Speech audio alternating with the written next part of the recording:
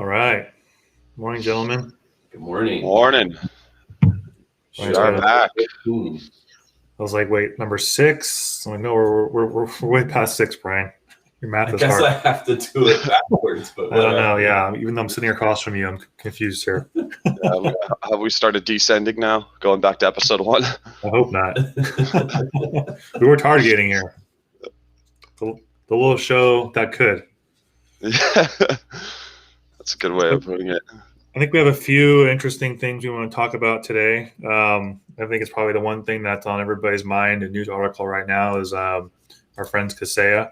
So I'll kind of just do a little maybe introduction background on it. And we can kind of dive in from there. So it appears that basically attackers have carried out kind of use the term supply chain attack. I know we had some comments about that earlier against the VSA software, which is leveraged by a lot of MSPs. And basically, in doing so, it allowed them access into the MSP's customers and kind of down the chain, so to speak. So, even though there's potentially a smaller footprint of the actual Kaseya users, the actual end user impact is could be fairly large, right? 800 to 1,500 or so companies is kind of what they're estimating at. Very similar here to the SolarWinds, fiasco, if you want to call it that, or SolarWinds attack, and where we're leveraging a tool that has access deep into remote networks, remote systems, typically kind of widespread access, right? Not really checked often. So this one is going to be one that's going to come out for a while, I think, right? When we see the actual impact. So I don't know, guys, what are your kind of thoughts on this one so far? What I'm interested in is how they got that vulnerability, right? Obviously, it leaked because they knew they were vulnerable. They were working on a patch. They were in QA on it. So that, to me, the most interesting thing that'll come out of all of this is how did they know about this vulnerability? And then, obviously they exploited it and got in and did their damage. But that, to me, is the biggest thing. Yeah, and I actually wonder how long it's going to be till we get a concrete answer on that. Like, I'm still waiting to get a concrete answer on the SolarWinds attack. And there's always so much data regarding the lateral movement and the post-exploitation activities. But that initial compromise is, it really, to me, the most interesting facet of this. To your point, Brian. But yeah, I think they demanded 70 million in cryptocurrency this time around. So, but that was for a public decryption key. So it was it was for everything. So as soon as they received that, they would have posted it publicly, and everybody would have been able to use that to get their data back. So that was an interesting approach as well. Almost like hoping that one of the organizations are willing to comply, even if 95% of the other ones are not. In hopes of collecting that ransom. But the same game approach, right? I mean, kind of like spray and pay. I mean, if everybody chips in a little bit of money, over a couple thousand users, maybe 70 million is a quote unquote bargain at that price. Who knows? Didn't they offer just under 50,000 for each individual company to pay? Yeah, for the key. So I think that's unique. Like, they really knew their target and what they were going after, so they had different ways to collect the money, because you could pay the 50 grand, right? And then maybe somebody down the road decides to pay the 70 million to get the master key. Like, that's crazy. Like, they could be in real money there. Yeah. What a crazy concept conceptually too. It's almost like these are almost like internet gangs collecting protection money. It's almost that same kind of mentality. So I wonder if in the future we'll start to see regular instances of this, where it's almost just standard operating procedures to, crowdsource the funds for a public fee, or for a public key, decryption key, and then, like I said, becomes standard operating procedure. That's a really interesting thing to think about. It's like a Kickstarter for decryption keys or something, right? Right. So when you think about the businesses that are supported through this app, a lot of them are small and medium businesses. So they don't have that defense in depth deployed. So I think that's one reason they were successful with the targets that they got, the 800 to 1,500. I was reading in the one article that in Bleeping Computer that 800,000 to 1 million machines are actually managed by that solution. So for it to be that smaller percentage of 800 to 1500 compromised, I guess a lot of people got lucky, if you will, right? By the time they got all those systems turned off to compromise more systems.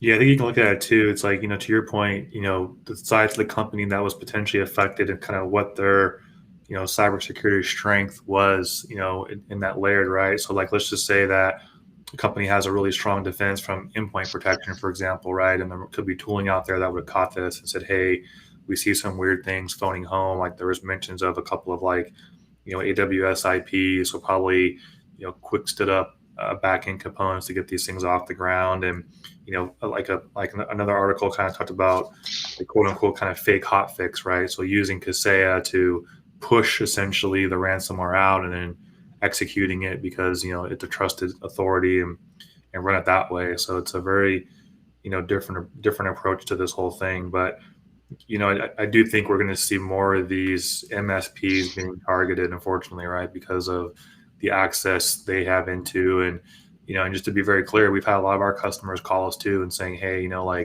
how is our tooling protected? What are we doing in those regards? And kind of walking through the safeguards and things like that we put in place and our kind of layered approach to things. But honestly, like for those of you watching that have MSPs, like you should question them, like what tooling are they using? Is it more modern? Is it legacy? Are they being patched? Definitely don't be afraid to kind of question your partners and providers and things like that, because like I said, I'm very confident we're going to see more of these types of attacks that have super deep hooks into these customer networks, right? You might have a small MSP, but let's say they manage a global 500 type company. They're definitely a prime target from that regard, just because of the access that they have, into other networks, right? Right. No, definitely. And it's really interesting. You mentioned about some of the access into the victim's network, and I read somewhere that it was they actually did not have any kind of internal access to the victim's network beforehand, so it was really remotely exploited. And what that tells me is that there are still some best practices being ignored, like implementing allow lists to limit communications to these servers from known IP addresses, or even segmenting these systems behind firewalls or administrative networks. And like a bell every time we say segmentation, to like ring the bell and be like, again, ring the bell. I know, segmentation and supply chain. Like we should have a quarter jar. It's like a drinking game, have a shot of water or iced tea or something every time we mix it. Well, yeah, no, but I mean, it's true. It's just such an overlooked control that would probably, resolve, I don't know what percentage of organizations' compromises, or at least prevent them from, the impact of these compromises, if they would simply just minimize the connectivity that these devices have to other parts of the network. So, and then the fact, if they had MFA on a lot of these accounts too, that would have mitigated a lot of this. So, and actually, if you look at the FBI and CISA recommendations, outside of a toolkit that they offered to detect the vulnerability, or at least detect indicators of compromise on the systems and managed endpoints, every other control in there is something we're very familiar with. Enable MFA, again, whitelisting, segmentation, and we've talked about this on this podcast plenty of times. Oh yeah. Well, one thing that's amazing too is the number of tools that have come out to help people, right? A lot of PowerShell scripts, a lot of things released off on GitHub and things like that. But that brings up another point. You need to verify what's in that code. You should read through it, because they could be another attacker out there that's publishing bad code in these scenarios. So it's definitely important to trust but verify when you go in and run these remediation tools, or indicators of compromise that you're looking for, right? Right. I suppose that's what got us into this mess in the first place, huh? Not really verifying. You bring up a good point, Brian. I mean, like even now I'm seeing articles come up too, and like, just kind of watching on what's happening is, to your point, it's a good time to say, okay, hey, people know there's a fix coming out, quote unquote, a hot fix, whatever that might be. And now you're seeing these email campaigns to actually kind of spam and do more ransomware or more, malware out there to say, oh yeah, like here's the hot fix for Kaseya. Please install this from your IT teams, and then boom, you're off and like back to square zero again. So, definitely be mindful of any, illegitimate emails you might get as an end user or things that don't look right. Definitely check with your IT teams because these things kind of go hand in hand. It's almost like, ambulance chasing on the back end of these ransomware attacks. Like once something comes out, people are going to leverage this to do more damage. So definitely be mindful of that one for sure. That's a really good point. There's tons of data tools out there that exist, like the OSINT and all the other things that you could go run and then target your email attacks to those people to say, hey, you should run this patch or whatever, right? And maybe you don't even have Kaseya installed from your MSP, but you're nervous because you don't know heard it in the news and you try to run this patch and then it's ransomware that takes over your machine. It's always that trust but verify, right? When in doubt, call the person or call your local IT team or your SOC or whoever it is. The other thing I think that'll be kind of interesting to come out of this, which we probably won't hear too much about, but of these customers that are potentially affected and the fallout is like how well they kind of handled the events and if they learned anything and like what they're going to do in the future to like hopefully better protect themselves and question with their MSP and things like that. And then I think also on the other side of this is now like this gets into some legality issues too. Is like, hey, who's ultimately responsible if an MSP's end customer does have an issue? Is it on the MSP? Is it the customer? I mean, not to kind of derail all this, but that's a whole other conversation that we haven't even like had happen yet because we're still just Excuse me, Derek. Legal just stepped in the room and says you need to stop with the conversation. It's true though, right? I mean, these are things you should definitely be questioning and thinking about. So, right, yeah. Who owes liability in this situation? It's true. Well, I mean, it's just proof in the pudding after SolarWinds, right? I know it was a little different where they got in and rolled code out versus exploiting a vulnerability that was already existing type of model. But we're going to continue to see these type of attacks, and they're just going to get worse and worse, like we just saw here. So, well, the incentive is there. We have yet to see what the payout is going to look like. It is fairly recent development. So payouts, right? Right. So as long as we keep paying out, to keep happening. It's the same group too or at least the same group that has been involved in a lot of recent events, Revil. So JBS, right? Yeah. So I mean, when you think about the $50,000 number for each individual business, that may be a lot or it may be a little, depending on what the small business is and what they do, right? Because most likely, if they have an MSP, they're going to have 5 to 10 employees, so they're probably 5 million plus in revenue, if I had to guess. So $50,000 may just be a small drop in the bucket to get their business back up and running. So I think a lot of these small businesses probably don't have good recovery strategies. They're not going to have table talk exercises and all the fun stuff that a larger organization would do. So I hate to say, a lot of them are probably just going to pay to get their business back up and running. Yeah. It's they did their homework, like we talked about earlier. Well, yeah, I was about to say they've definitely taken a few tips from the gaming industry and now are moving towards like microtransaction based ransomware payments, and it's like what's more likely, one company pays out $20 million, or you get 1,000 companies to pay out $50,000, right? So now, what are the chances that it's the same key? Well, that's what they claim, Revil. So, there's no way to know for sure, but you got to kind of take them on their word for that once they receive the payment, that's there's one key to rule them all, so to speak. Yeah, I'm sure we'll see more from the insurance side of things on this one too, because now instead of saying, to your point, guys, like, hey, I have one company asking for 10 million or 50 million, I have 1,000 companies asking for 50 grand.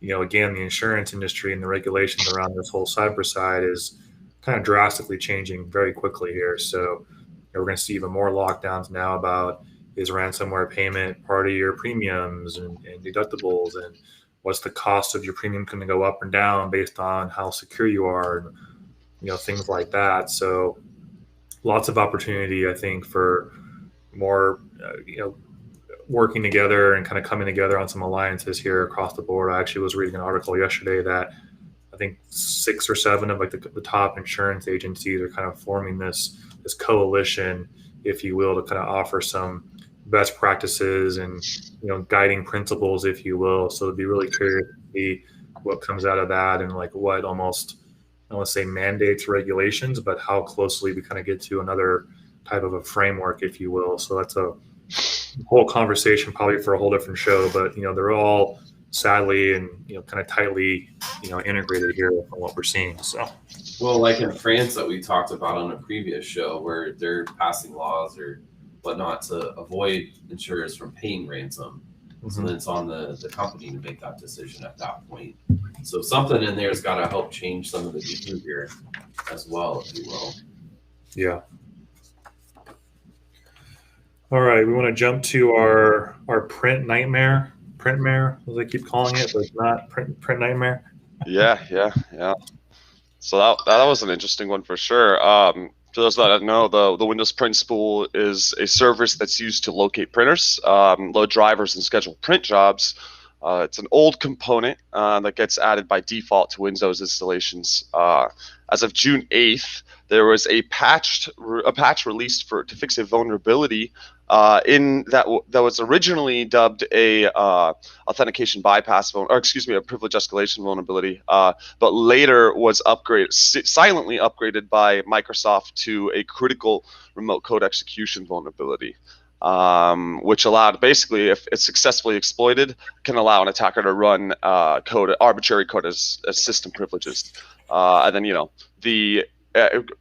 from there quite easily use lateral movement techniques to get to the domain controller. So quite a critical one, and it's interesting to see the retroactive increase in risk there. So basically, what you're saying is it's really bad. Very bad. Immediate remediation required, pretty much. Yeah, and I think what you're saying is, like the way it gets installed, and we have just millions of servers out there, like Windows servers, VMs everywhere. That I think a lot of these are, buried in some desk somewhere, some old IT rack or some old VM, and I think we see a lot of these issues from the past, as you say, but it's always kind of I can see both sides of it, right? Because we want to go patch everything, but sometimes it takes forever and to find them and get to them and remember them. Like, oh yeah, there's this old app over here and we didn't clean it up, and here it is to kind of come back and haunt you again. So, right. I think this is going to be one of these things where it's critical, but it's never going to be 100% fixed for years. So there are going to be things lingering out there for a long time. I think it's going to be now a prime target for engagements and exploits and things like that. So I think this is going to open a lot of doors inside the network, like you said, and give you essentially full control of the box, and you can do whatever you want from there. What's also interesting is I think the article even talks about they released a patch for Windows 7. Good old Windows 7 still out there, right? I mean, as much as you hate to Where's say the it. one for XP? Yeah, I know, right? I mean, it wouldn't surprise me to kind of have one of those come out there, but it just shows you that there's a lot of legacy technical debt in the industry. So, yeah. So what I find interesting about the Windows Print Spooler is it's installed literally out of the box. It's actually required on domain controllers because it goes through and does tombstoning of legacy print devices, and that's how it uses that service to do it. And then, the PDF to print feature apparently is utilized by this. So there's a lot of things in there. I love the GPO that can turn off that remote listening. I think that's a great option for all the workstations and non-major print servers, if you will, to enable that feature. That was a good mitigation step to help with it. But on a domain controller, best practices, don't run a print server on a domain controller, right? Because when you elevate in at the system level on a domain controller, you're domain admin. Yeah. There is no local server account on that box, right? It is a domain. So that's something else to kind of consider through that from a best practice standpoint.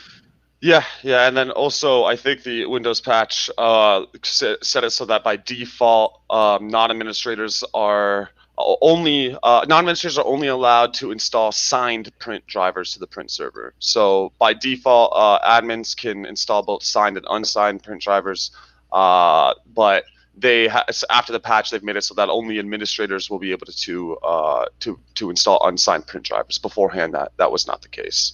So that was one of the mitigations they required. And if you can't apply that patch, you can actually configure that manually in registry. I won't go into the details of that. Don't want to put people to sleep, but you can do that through setting that registry value and then setting it to prevent non-administrators from installing the drivers on the print server.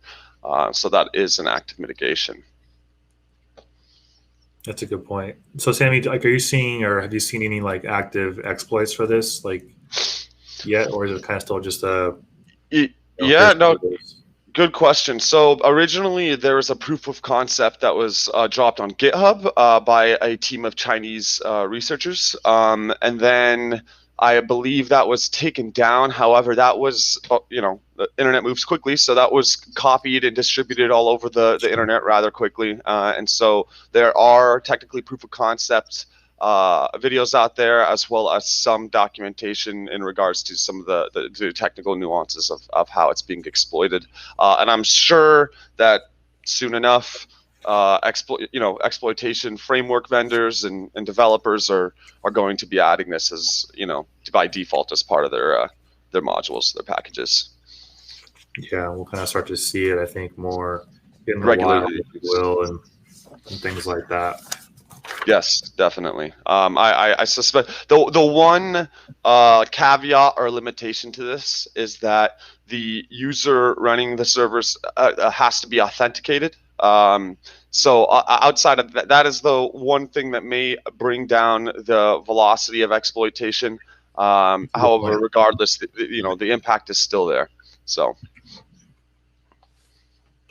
primarily because of the ease at which, once you actually compromise the system, you can move throughout the network and then get onto the domain controller. So yep, this is another one where a lot of tools have been published that can go scan your network and detect if you're vulnerable or not, etc. So always use caution when going to download those things from GitHub or other locations when running these tools to see if you're vulnerable or not.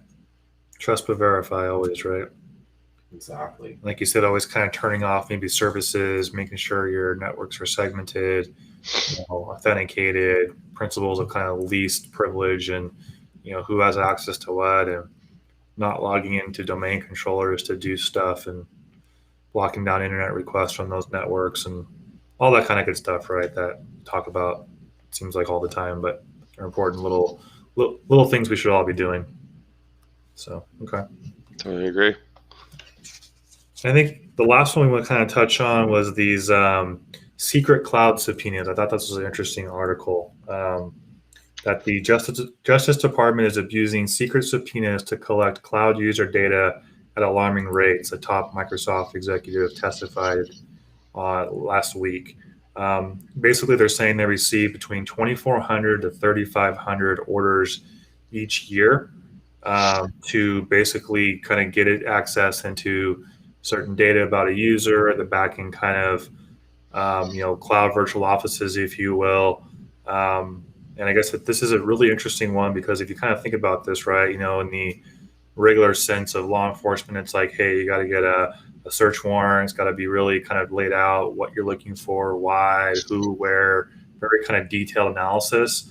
And it seems like on the cloud side now, it's almost like these boilerplate templates, like, hey, I need access to X, Y, Z. And, I think you're seeing a lot more of these kind of uptake now. And, maybe certain judges being a little more liberal with approving things versus not. And, raises some really big concerns on really, you as the user, and like who owns your data and what people have access to, and how these big tech companies, like, if you just think of like, say Apple, Google, Microsoft, Amazon, etc., how they really approach some of these. And I'm sure some are more, locked down from that perspective of not wanting to, be so willing to kind of give that data up in their users. So I think we're going to see more of this now as, we have this shift to cloud services, and, people are using it in their kind of daily lives too. Like, you have a cloud drive for your backup photos, or they're using a Gmail account or Outlook.com account, whatever it might be. And Apple's a big one on this one too with privacy. So I think we're going to see more and more traction around these types of things with privacy and data and kind of who owns what in those territories. So lesson number one, you should deploy your own encryption key. Don't let it be automatically managed by the cloud provider where you can, right? Because that encrypts your data, makes it a little more difficult for them to decrypt. Sure. And it comes back to data sovereignty, right? Like this was one of the very first arguments when the cloud really started taking off is who owns my data from that philosophy, right? And so it's that whole shared responsibility matrix. But when they can go under a gag order directly to Microsoft, AWS, or Google and get that data, it definitely makes it difficult to know like when was my data really accessed and by whom, right? So that's why you see things like GDPR and all the other countries pushing to keep all of their data in country so they have more control over it, right? So the Europeans don't want us have their data in our data center and our government go look at it, as an example, right? And the same thing for our data, right? We don't want it in other countries where it can have access to. So those are the challenges that we run into. So you're saying we should use cloud service providers based out of Panama and Switzerland with high privacy laws? Is that what you're saying? There you go. Hey, do it like the banks, right? Like you don't hear a lot of issues with banks in Switzerland, right? So just saying. No, that's a good point. And you also brought up a really good point, Derek, because I was thinking about it, and I see more and more every day, just regular consumers moving their entire documentation repositories to the cloud, so they can have that seamless transition across devices. Even I'm using a cloud service provider for a lot of my primary docs that I don't really want to move between my machines and my assets, and as a result, you kind of don't really look into the responsibility model and where that data is being stored. I think often from an organizational perspective too, it's like, what are your vendor management practices, and are you like regularly validating that this organization is performing penetration tests, security assessments, and staying up to the most compliant standards for your data. So it's a multi-pronged topic, but I think it's fascinating to kind of look at the evolution of it, at least amongst consumers, right? But it is even more important as a cloud, as a vendor working with multiple SaaS organizations or cloud service providers to have that vendor management process down. So. Yeah, it comes down to like ease of use versus security, right? It's like, okay, I can just put my data in, like, let's just say a Dropbox, for example, and then not to like have these hard drives on site for, let's just say, like the average user, or even like they use Facebook, as their cloud drive. Like, hey, I put all my photos on Facebook. Okay, who really owns that at the end of the day? So it's just a lot of other questions you can raise on that. And privacy is a whole big rabbit hole we can go down from multiple aspects and that whole side of it. But, it's going to get, I think, more and more top of mind of people as they realize, like, information's power, and like, people are being exploited for that, and like what they do and what they have access to. So, I think this is just something that's kind of coming to light as people maybe think about this a little bit more on like what they do. But on the other hand, people overshare anyway. So it's like, I don't know what's going to happen. I mean, I've seen so many crazy examples of people oversharing on social media, like, literally credit card information, their passwords, just, that's another conversation in itself as well. So we'll see what people out of it. People should definitely try and dox themselves more, because if you can successfully dox yourself, you're kind of doing your own like incident response, exercise amongst yourself. And most people don't know that they can actually go opt out from a lot of these data brokers and have them and prevent them from sharing your personal data. And it's interesting to see how complacent people are, with knowing that a lot of their private details are readily available, via $10 and been verified or whatever, people registry. You can find out quite a lot about a person. So it's an interesting subject, because while you may not own responsibility, have liability over the systems themselves, the data, you own, and therefore it is up to you to manage that and the permissions that are the the controls that come with the systems that you have this data living on, right? It's not enough to just throw it into AWS or Oracle or wherever it is. You have to configure it. You have to configure IAM rules. You have to use the model of least privilege. So yeah, it's that I think there's an education process there. It's understanding where the liability model is, and it's often confusing, but Totally. a necessary evil. Nobody ever reads those long T's and C's. They just hit accept and scroll up. Yeah. Yep. Because the fun stuff's not until page 14 anyways, so you got to get to that point. You're already 14 of like 4,000. Yeah. Done. Right. So like with summer vacations and all that type of stuff taking off this year after not really having them last year, right? People are slipping up and forgetting. But I noticed a friend that didn't post any photos until they got back, right? And that's like the smartest thing they could have ever done. But there's like two things out of that too, right? Like they get to relive what they just went through for a vacation as they posted each day once they were home. So one, you're not giving away that you're away, right? Because social media will track all that. Don't come rob the bad guy knows to come break in, right? But then two, they got to relive their own vacation by posting it after the fact, day by day. So I thought that was kind of interesting. I like that. It's a good idea. Yeah. We'll have summer months come up for sure. I try and personally not, and it really is a double-edged sword, because it's like, you want that convenience of people being able to connect with you on these platforms and find you and whatnot. But I don't know, personally, I use pseudonymous names, and I don't like to provide my personal details, because then I'm easily findable online. And I don't know, to each their own on that. But like you were just kind of mentioning, Brian, social media is one of the greatest tools for building phishing scenarios and building social engineering engagements. So offer the privacy controls that surround that are often overlooked. But there has been a lot of over the past 10 years, the legal battles that have taken place to be able to get us as consumers our right to more control over our data. There have been a lot of it, so it's important that we take advantage of that, right? Like CCPA here in California, how many people are actually leveraging that piece of legislation? Right. I know I have over the past year, but we're a little bit different over here at Triden Group. So 0.01% have actually done that. Right. We could do like a whole series on just that alone, and like social media and oversharing and the regulation, and like, how far is too far. And I mean, like that's a whole awesome conversation actually we could definitely have about that. So future topic. Yes, and even organizationally, by the way, not just at a consumer level, it's important to do this. Your organization's data can be easily on Data Lead or Zoom Info or whatnot. Like I opt out of Zoom Info. Most organizations have the data in there, and I understand the benefit of having it in there. But me personally, it's like, it doesn't need to be available. Yeah. And so I don't know. Excellent stuff. Well, I think that's all we have the time for this week, gentlemen. So, thank you again. This was good. Yeah, as Brian, good reminder, hit those likes and subscribes and all that good stuff. And we'll see everybody in 2 weeks.